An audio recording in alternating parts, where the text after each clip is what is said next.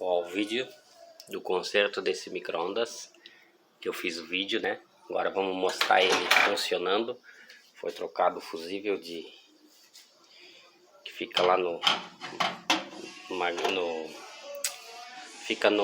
ali no transformador de alta, e o capacitor que estava em curto. Tô sem o prato aqui, mas vou colocar aqui para nós ver.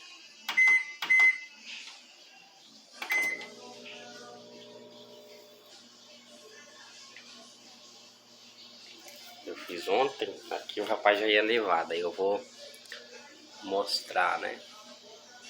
Muito bonito.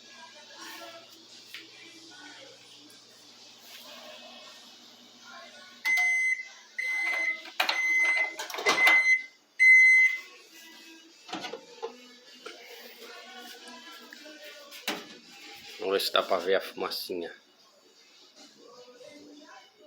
Dá pra ver em cima do copo, ó, que ficou. Vou esquentar mais um pouquinho, pera aí. Vamos mais um pouquinho para vocês verem a fumacinha da água quente. Estamos voltando.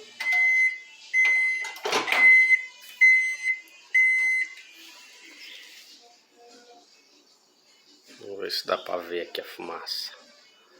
Não dá pra ver a fumaça, mas dá pra ver que o copo ficou, né?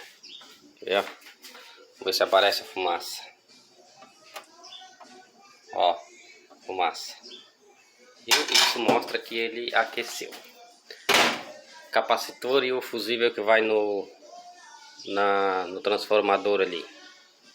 O problema todo era o fusível. Fim de vídeo.